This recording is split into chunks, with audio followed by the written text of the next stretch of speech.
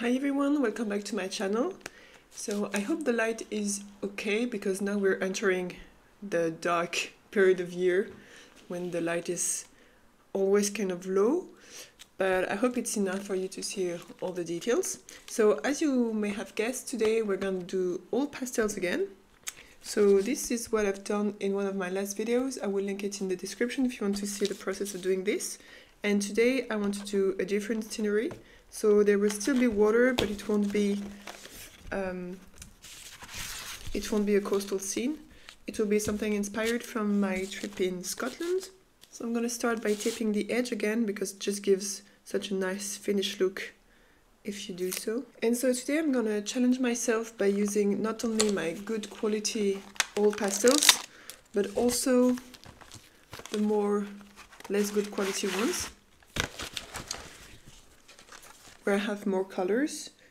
And of course I'm going to use my trusty Tortillions, and maybe I'm going to also add some, but we'll see at the end, maybe I'm going to add also some colored pencil on top, but we'll see that when we get closer to the end. So let's start just by putting things in place. I'm going to start with this Caran Granite Rose, just to put everything in place. So I'm doing a waterfall, and like I said before, the thing with old pastels is that you can't be very, like, I don't know how to be very refined with them. So I'm working with big shapes and trying to figure out how to give a sense of depth with it along the way. Okay, so these are the rocks that are around the waterfall. Then I'm gonna use just a little bit of that to figure the water running.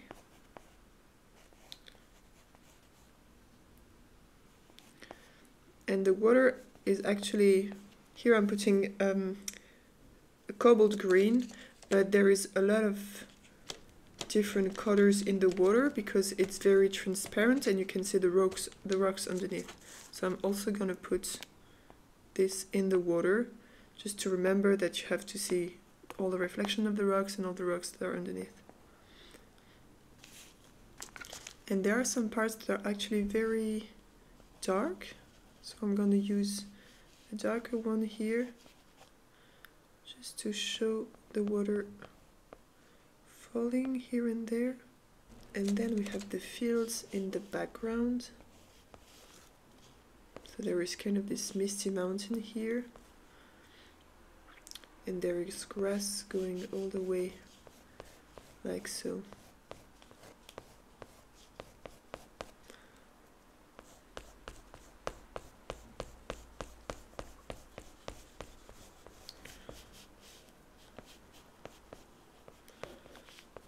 So this is the first mountain, and then there's another one in the background. So first I'm going to put the upper part of the mountain.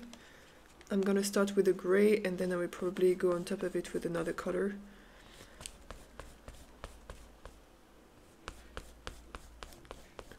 Here, and then on the background there is a very dark blue mountain, so I'm going to do it like so. And I'm trying not to use too many colors, so for now I'm gonna put apart the colors I've used so that I don't go and reach too many other colors afterwards. This one, and the green, and the gray. So I'm trying to work with limited palettes, so layering these colors before trying to grab any other colors. And I'm not trying to replicate all the colors that are in the actual pictures. I'm just trying to render the look of the picture with my old pastels. And again, don't forget to clean your pastels if you want to keep the colors look nice. And the sky is very gray, so I think I'm gonna use also the gray for the sky. And I'm gonna use a little bit of brown on the mountain just to give some more depth to this mountain. Some brown and some greens on the top of the mountain too. Okay, so here are my colors. I'm gonna start putting some more depth into the colors. So here I'm starting with these rocks, so I'm using this color here, and I will try to define more the rocks as I go. Because there is actually a variety of colors on the rocks, because they are damp rocks.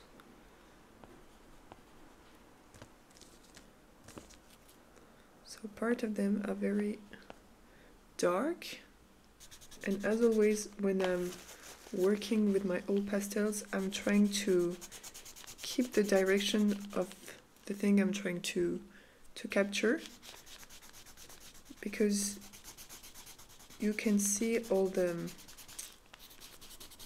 you can really see the direction of the strokes, so it's important to keep that in mind when you're doing old pastels, and to try to always keep the direction you're trying to give to your old pastel. And I'm trying to give a variety of texture because it's rocks, so rocks have a lot of texture, which is not that easy to render with old pastels, I feel. So I'm trying to use my tortillions in various, with various movements to give different impressions, and to layer colors also to give a variety of colors to my rocks.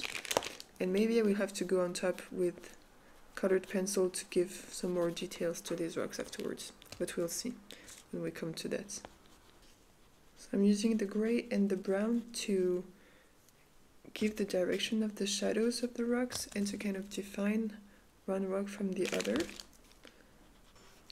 And I've actually already painted this scene with acrylics. Maybe I have it somewhere, just a second.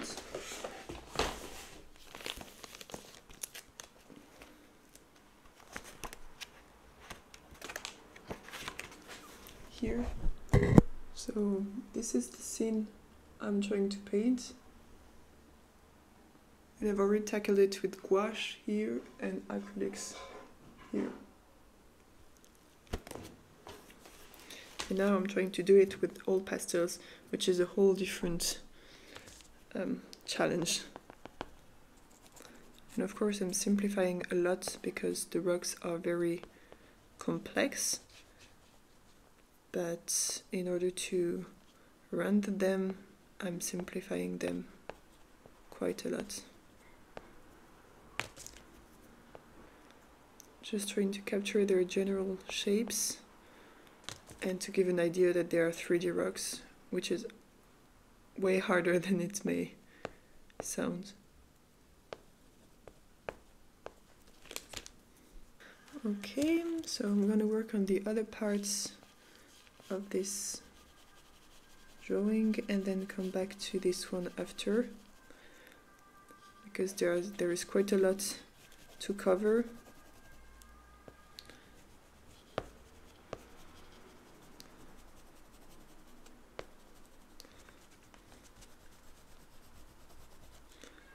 And I'm hoping that by having some other places done, it will also help me to understand better these places.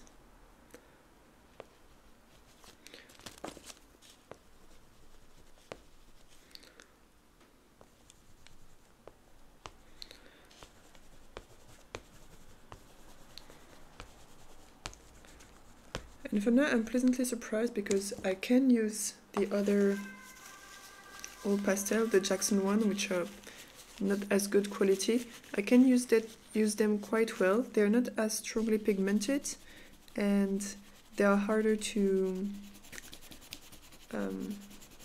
spread in a way, because they are not so oily.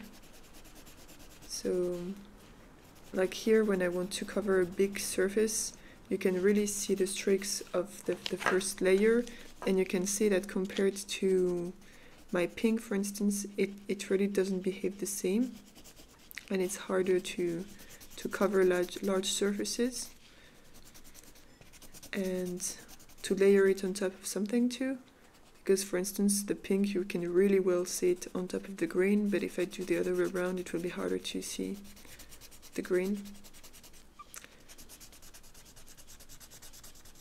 They're just a little bit more dry, and so it's harder to work with them in the way I would work with all pastels. I guess you can find a way to work with them, but it's just very different from how you will use your old pastels.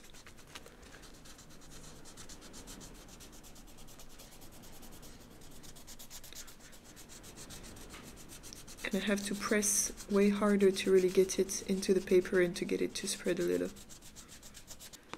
But the nice thing is, for the grass, it gives this patchy look, which works pretty nice for the mountain.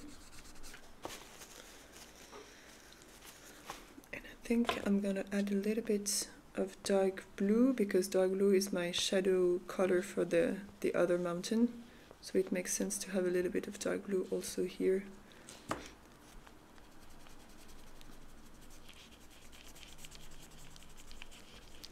For this one.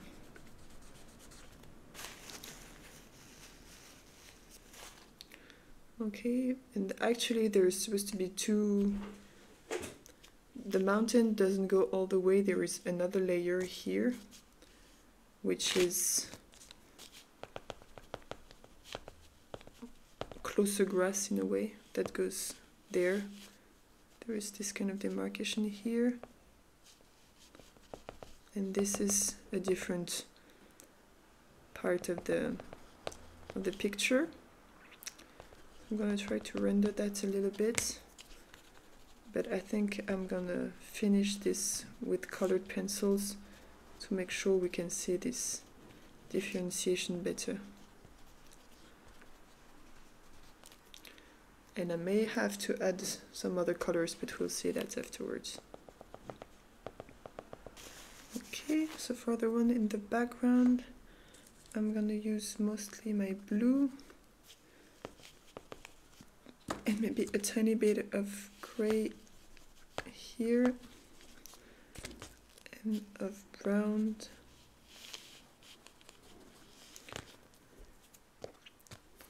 And let's see how it goes. And then I have to tackle, of course, the bigger part, which is the waterfall. And for now, I don't know how to tackle this part, so that's why I kept it for last. Because I want to have everything in place before I move to the waterfall. And for the waterfall, of course, I will also use white. And you can see how here I really have to put a lot of the old pastel to be able to cover this place, which is not so big. And to have a pigmented colors, I have to put really a lot of old pastel. Then it spreads in a kind of weird way. So that's why I don't like using these old pastels compared to my better quality ones. But I thought it would be a nice challenge to see how far I could stretch them and how much I could achieve. Maybe I should have done it for an easier painting, but you know. And actually the top of this mountain is taken in the clouds. So now I'm gonna work with this gray, and maybe I will go with some white on top, but I'm gonna start in here also.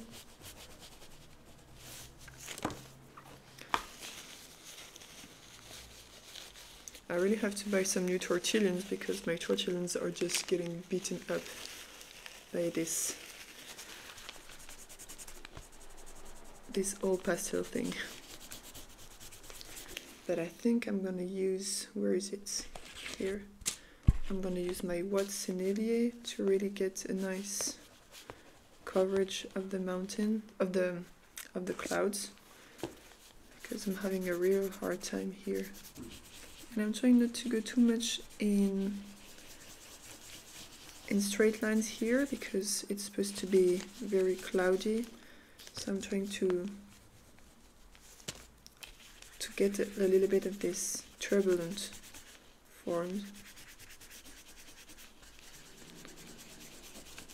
like so.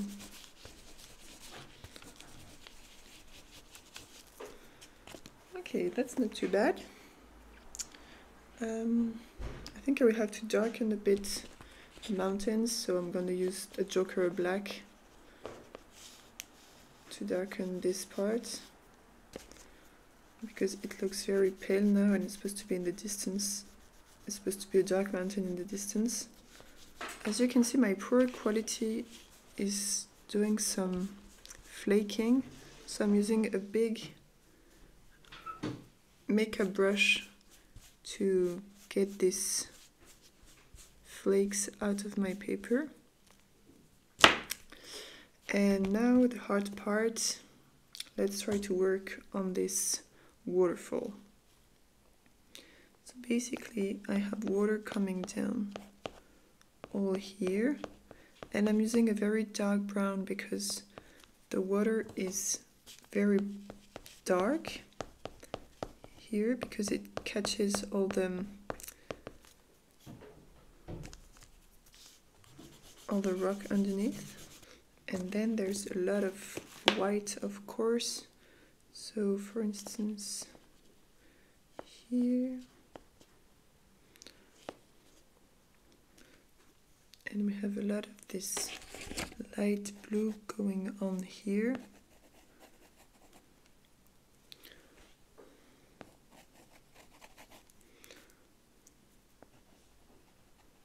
It's a very light version because it's mixed with the white, and then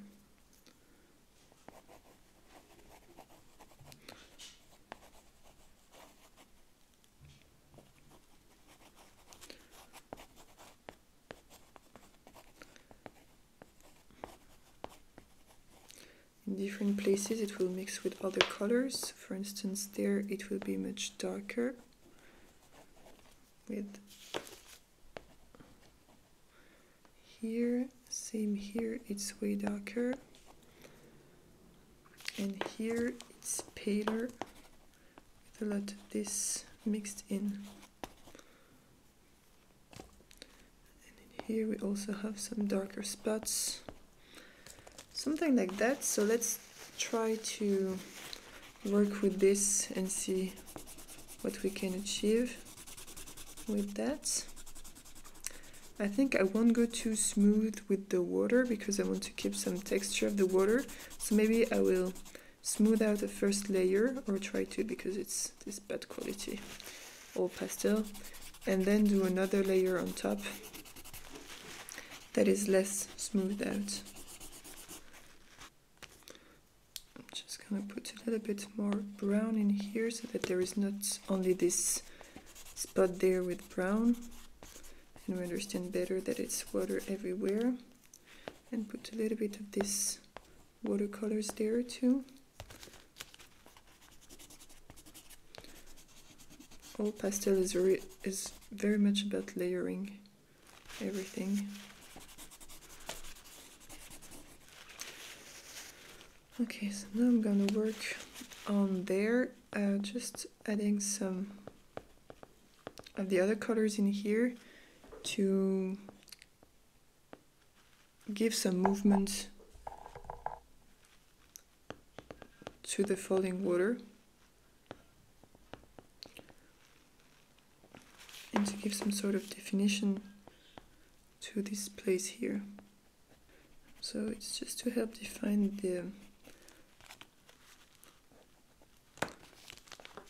the bottom of the waterfall, this, and to make a difference between the waterfall and then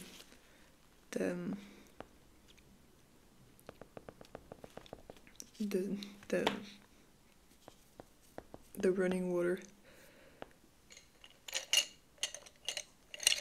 Okay, so I think it's a nice foundation. So now I'm just gonna work on top to just add a little bit of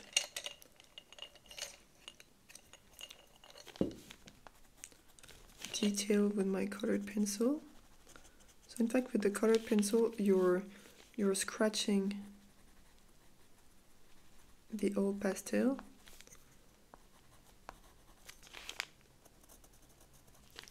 And I've never used this technique before, so I'm just gonna see what I can do with this. So like I said, I'm gonna add this layer here just to show that there's another layer of grass before the mountain. Just doing some final details and I will be done with this one, I think.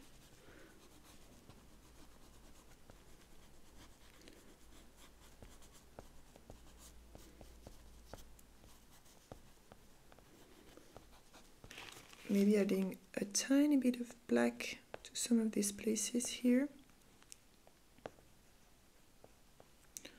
just to push the contrast a little bit more. Okay, so that's it for this piece. I'm gonna take off the tape and give you a close-up. So my tape really ripped off the paper, but here is what it looks like up close. It was really a challenge working with those best quality old pastels, but I think the result turned out not so bad. And I hope you enjoyed this new video about old pastels. If you want to see more of them, just let me know in the comments. And I will do my best to continue doing a variety of scenes with these old pastels. The basic principle is always the same. Put the color and layer on top and use your Tortillion. It's your best friend for all pastels.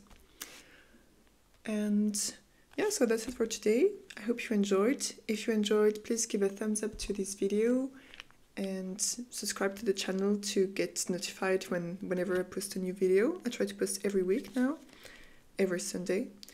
And I'll see you in my next video. And in the meantime, have a nice week. Bye.